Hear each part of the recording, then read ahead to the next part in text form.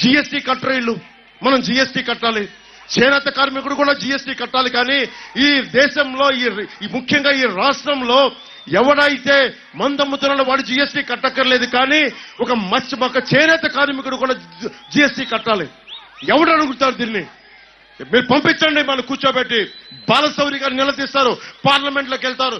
ఎంత జీఎస్టీ ఈ ప్రభుత్వం దోచేసిందో మనకి జాతీయ ఖజానాకి చెప్తారు. ఆయన అడ్డంగా నిలబడతాం, మేము మీ భవిష్యత్తు కోసం నిలబడతాం. ఎంత చల్లగా ఉందో ఈరోజు గాలి, ఎంత హాయిగా ఉందో, మీ భవిష్యత్తుని అంత హాయిగా తీర్చిదిద్దుతాం.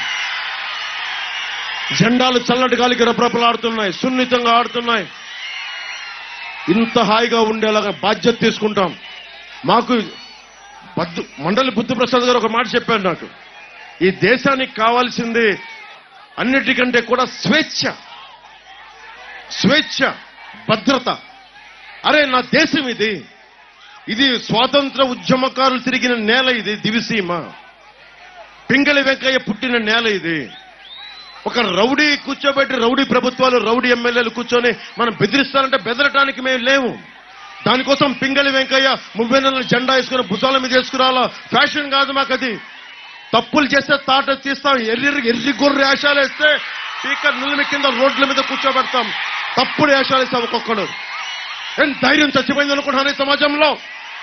పిరికితనం ఆవహించింది అనుకుంటారా ఈ సమాజంలో? ఆఫ్టర్ ఆల్ మీరెంత, మీ బతుకులంతా, గుండె బలం ఉంది మాకు. ఎవడు బెదిరిస్తాడు దేశంలో? ఎవడు బెదిరిస్తాడు? ఎవరిని? దమ్ము లేకపోతే, ధైర్యం లేకపోతే బతకలేము ఈ సమాజంలో. జగన్ బతుకెంత, జగన్ ఎమ్మెల్యేలంతా. ఎందుకు భయపడాలి మనం? ఎవరికైనా ఎందుకు భయపడాలి? మనం ఏం తప్పు చేశాం? రాజ్యాంగం మనందరికీ కల్పించిన హక్కు కాదా? అంబేద్కర్ గారి స్ఫూర్తి అందరిలో లేదా? అంటే ముఖ్యమంత్రి అయితే చాలా మన బతుకుల్ని కూర్చొని నలిపేయచ్చా? నువ్వు చొక్కా ఇప్పావు, ఇది సరిపోదు.